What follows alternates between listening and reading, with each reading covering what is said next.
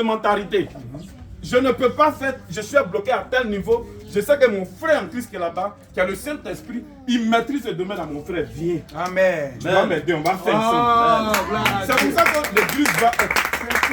Mais c'est pas pour dire, ouais, comme lui là, lui il prie le pied pousse. Donc moi aussi, je chercher où j'ai pris et puis je décolle du sol pour me promener dans l'air. Alléluia. Bon, ça devient n'importe quoi dans l'église, le Saint-Esprit est attristé. La Bible dit n'attristez pas le Saint-Esprit. Amen. Alléluia. Amen.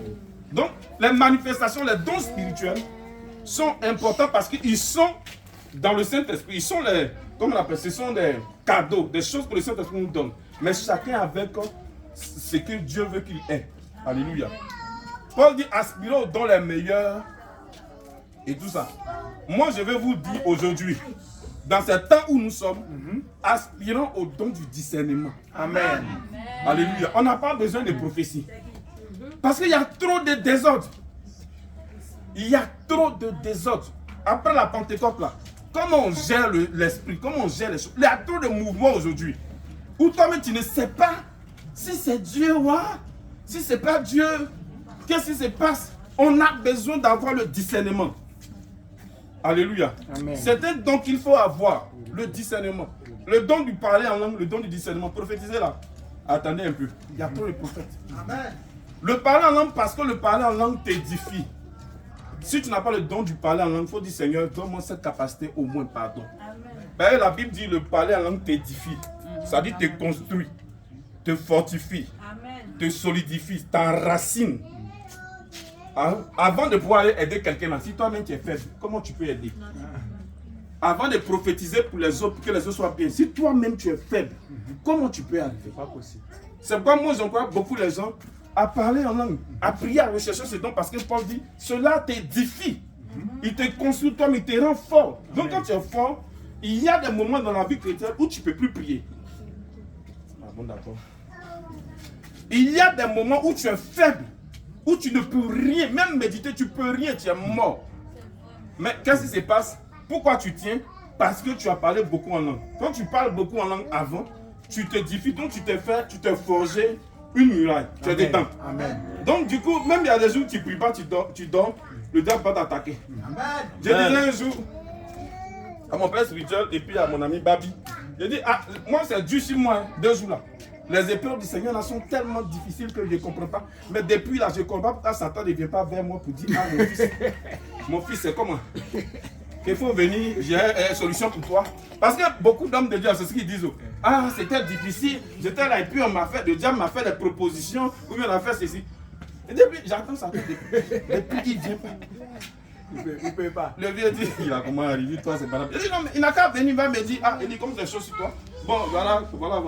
Pour les autres là, il leur parle facilement, mais moi, voilà Jésus, Luc 4. Les gens croient que quand ils reçoivent le Saint-Esprit, la vie chrétienne là, c'est de la comme si le non. La Pentecôte, c'est pente et puis côte. C'est facile. Et puis c'est difficile de monter la côte. La pente, là, quand on descend, tu es en vélo, tu fais 2 laisses. Toi, mais tu peux câbler, mais pendant que tu descends la pente. Ça veut dire que tu ne fais pas d'effort, tu pédales pas tes 2 pieds, même tu mets sur le guidon. Et puis tu descends, fiou. Mais quand tu dois remonter la côte, tu vas apprécier. Pour laisser 2 laisses, tu vas tomber. Donc, la Pentecôte, c'est ça. C'est le résumé du christianisme. Amen. La Pâque, c'est l'acceptation de Jésus-Christ comme notre Seigneur et Sauveur. Amen. Après la Pâque, c'est la Pentecôte. La Pentecôte, on reçoit le Saint-Esprit qui nous apprend comment on doit marcher. C'est pas pour nous dire que non, quand on est chrétien, c'est facile, hein? Vous allez partir jusqu'à non, c'est facile. Non, il dit pente et puis côte, c'est fait exprès. Jésus est rempli du Saint-Esprit. Le Saint-Esprit envoie dans le désert. Le désert, c'est un problème. Alléluia. Il est rempli du Saint-Esprit et le Saint-Esprit lui-même te pousse dans le désert. Il arrive dans le désert. Il est tenté. Alléluia. Pendant 40 jours, ils ont récité un panneau. Ils ont relevé 3. Non, c'est plus que ça. C'est-à-dire, chaque jour, Satan vient le tenter. Chaque jour, le diable va te proposer. Vous savez, le diable connaît le principe de Dieu. il lui un soir, il lui un matin. C'est comme ça que Dieu a toujours fonctionné. Quand il a créé même le monde là, il a créé la nuit. La nuit, on ne peut rien faire. La ténèbre là, tu ne peux pas faire quelque chose. Donc il a créé problème, il a créé solution. Il a créé ténèbres, il a créé lumière. C'est-à-dire il a créé tout de deux, son opposé, chacun son opposé. Donc le diable sait que la vie en Dieu, en Christ là, c'est haut et bas. Escalier, dans des signes. Donc, quand tu es rempli du Saint-Esprit, tu es bien zélé.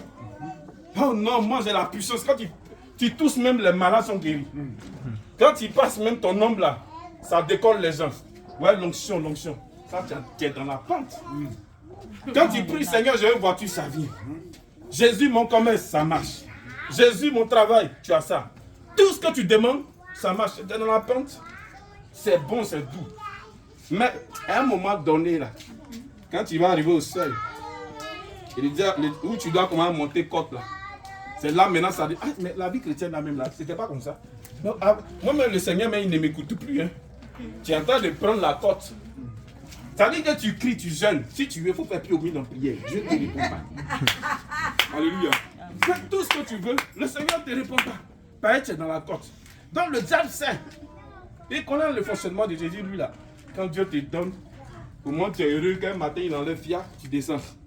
Il te donne encore. Après tu es heureux, il enlève fiat. C'est comme ça que Dieu fonctionne. Donc il fait quoi? Il vient faire des propositions. Vous savez, il vient faire des propositions, même à Jésus. Il vient faire des propositions. Et Jésus est le modèle parfait du christianisme. C'est celui qu'on suit. Amen. Donc ce qui est arrivé à Jésus, il a dit ça va nous arriver. Donc les gens pensent qu'ils sont extraordinaires. Non, les tentations là. Jésus a vécu. Il dit aux gars, laissons même manger là même, c'est bon. Il dit, je te donnerai, le diable l'ayant élevé, lui montra en instant tous les royaumes de la terre et lui dit, je te donnerai toute cette puissance et la gloire de ces royaumes, car elle m'a été donnée et je donne à qui je veux. Ça veut dire que ma fille, toi qui es là, ça veut dire que le diable te parle, il dit ma fille, si tu te procèdes devant moi, iPhone 16, 17 n'est pas encore sorti là, tu as ça. Un Range Rover qui n'est pas encore sorti, toi tu as ça. Immeuble, c'est-à-dire qu'il est suspendu dans l'air. Là, il n'y a pas de fondation, ça est en l'air. Tu as ça. Est-ce que tu comprends? C'est-à-dire, toute la gloire que tu veux, c'est-à-dire, tu vas quitter souffrir, même sur le, c'est-à-dire que tellement même, tu vas voir la gloire même, toi sur l'air, tu ne touches pas. C'est-à-dire, quand tu sors de la maison climatisée, tu es dans une voiture climatisée, tu descends dans la maison climatisée, même ton garage est climatisé. Il a proposé ça. Il dit, je te donnerai toute cette puissance et la gloire de ces royaumes, car elle m'a été donnée. Si donc tu te procèdes devant moi, elle sera tout à toi. Alléluia. Amen. Le diable entend nous dire quelque chose. Hein. Il dit que tout lui a été donné. La gloire lui a été donnée.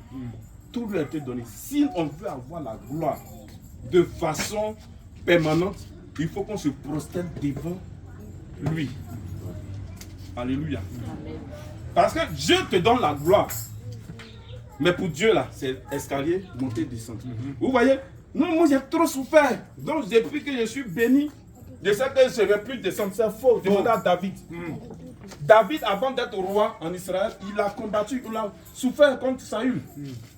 Jusqu'à quand David a eu la position de roi, il a été élevé. On pense que c'est fini. Mais à la fin de David, Absalom ou Adonijah, et son fils est venu contre lui. David a fui le royaume. Il s'est encore retrouvé dans les trucs. Il s'est caché encore, lui et sa famille. C'est-à-dire que Dieu te lève, il te descend. C'est le principe, c'est simple. Il a fui. Il dit, aïe, mais on peut dire non, David, le grand puissant, le puissant roi, l'homme selon le cœur de Dieu. L'homme, mais il a fui. Il a dit à Joab, allons-y, allons-y. Ils sont partis. Joab a pris une armée et puis ils sont allés combattre. Alléluia, après. C'est là que David va rentrer encore à nouveau dans son royaume. Ça veut dire Dieu te bénit. Aujourd'hui, demain peut te descendre pour t'éprouver, pour te tester, pour t'examiner, pour voir réellement si tu es avec lui en toute vérité. Mais la question que vous devez vous poser, les gens qui leur gloire là, ça finit pas là. Il n'y a pas de pause dedans là. Question. Ah, question. Il y a des gens, leur gloire là. Eux, ça gloire en gloire. Hein. Parce qu'on dit de progrès en progrès.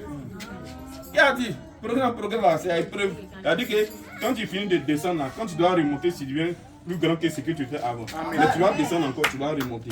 C'est comme ça. Mais il dit, ça m'a été donné, je donne à qui je veux. Amen.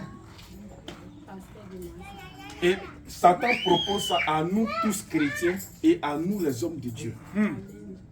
Quand tu vois tes amis pasteurs, tu as commencé avant eux. Alléluia. Tu as jeûné, tu as prié avant eux. Tu les as aidés même. Et puis eux, ils ont aujourd'hui l'église climatisée. Quand ils passent, Seigneur, j'ai un témoignage même, en même temps. J'étais à Daloa, j'étais sur ma moto, broum, broum, broum. Je vois une voiture fait pipi à la station. Je dis, ah, c'est qui ça là? Pipi. Ok, je vais. Puis c'est pas de ton carburant. 2000. Je vois le gars descend la vitre. Le gars descend la vitre. Je vois, c'est mon ami. Ara, Poutou. Si tu l'as connu. C'est mon ami qui était à Ara en 2017, pasteur dans une église où il faisait chant pour manger. Alléluia. Il faisait élevage de lapins, il se débrouillait pour manger. Il avait une vieille moto. C'est moi, je suis parti, sorti le gars là. C'est moi, je suis parti, sorti le gars avec Alliance. Alliance, pardon. Financer tout son mariage. Oui. Je suis en train de dire, son budget de mariage, financer tout. Faire son mariage, tout. Alléluia. Mon frère, si on le connaît, parce que le prophète Paquet le connaît. Il était même celui qui a prêché son mariage. Hein? Financer tout son mariage. Voici les gars à Taloa. Je suis à moto. Si ma vieille moto, lui, il est dans 4x4. Il dit, Seigneur. Il dit, bon, aujourd'hui au pompiste, mets un carburant 2000 pour le gars. Et puis lui, il a pris son carburant. Pour partir. Et puis, tellement je suis dépassé, il dit au pompiste, il sait que c'est moi qui fais mal là. Le pompiste me regarde. C'est-à-dire que quand il regarde le gars, et puis il te regarde, il n'y a pas match. Alléluia. Il dit, Dieu, excusez-moi, Dieu est mauvais. Comment tu peux me faire ça, moi? Seigneur, quelqu'un que moi j'ai sorti du champ. J'ai sorti des champs de manioc. Aujourd'hui, c'est moi qui sors des champs avec champs de manioc. Dieu est mauvais. Alléluia. Mais c'est comme ça avec Dieu. Il y a les hauts et les bas. Amen. En toute chose, je garde ma dignité parce que je suis en lui. Amen. Je crois en lui. Amen. Ça fait dur. Ça fait dur. Tout mon gars est parti, on sait. Nous tous on sait. On sait où il est parti. Parce que quand j'ai fait le mouvement, il a eu une connexion avec un de mes gars encore qui est parti de Shekina. Donc lui aussi il est parti de Shekina. Donc il a dit en 2 ans, pour toi déployer le temple à Daloa. Quand tu le vois, moi mais tu nous mets nous deux. Et puis tu dis que. Il a fait poster sa photo sur Facebook il n'y a pas longtemps. Il a fait poster sa photo. Sa photo de gloire, hein, pas la photo de Galère. Il voulait mettre pour Galère là, mais il va me mettre en prison. On dit diffamation ou quoi là. Donc il a dit, bon, après mettre gloire là. Mais c'est comme ça, le diable te propose. Il va proposer à Jésus, si tu te soumets, tu auras toute la gloire. Donc, on peut recevoir le Saint-Esprit. Le Saint-Esprit va nous conduire dans des déserts, dans des situations où le Saint-Esprit va te briser. Amen. Il va te casser. Amen. Il va même, c'est-à-dire qu'au point toi-même, là, tu te demandes réellement si vraiment tu es en Dieu. C'est difficile, hein? Quand tu arrives ce temps-là, c'est là que tu réalises que vraiment tu crois en Dieu ou pas. Il dit, toute la gloire, tout ce que tu veux, je te donne. Ça ne suffit pas. Il dit à Jésus, va, monte, jette-toi. Et les anges vont t'attraper, tu ne vas pas tomber. Alléluia. Amen. Ils te porteront de peur que ton pied ne contre une pierre. Il y a tellement ces gens-là, quand ils acceptent de rentrer dans les compromis avec le diable, n'importe quoi, ils veulent relever les défis. Moi, je dis toujours aux gens, moi, mon évangile, là, moi, je ne discute pas avec quelqu'un. Moi, je ne discute pas avec quelqu'un. Voilà, je ne discute pas avec quelqu'un, je ne demande pas avec quelqu'un. Non, est-ce que Jésus est Dieu? Tu crois ou tu ne crois pas? Moi, mes yeux voient rouge. Toi, tu dis tes yeux voient jaune. On discuter pourquoi? Moi, je dis, bois que là, c'est mon Dieu. Mon frère, c'est mon Dieu. Yes. Mais ils vont remplir d'orgueil. Parce que quand tu acceptes de marcher avec le diable, là, tu n'as plus de limite, tu n'as pas peur de quelqu'un. Tu n'as aucun respect pour quelqu'un. En fait, tu es mort, quoique vivant. Donc, rien ne te fait peur. C'est pourquoi le petit, à la fin, avant de mourir, il n'avait peur de personne. Parce qu'il connaît. Quand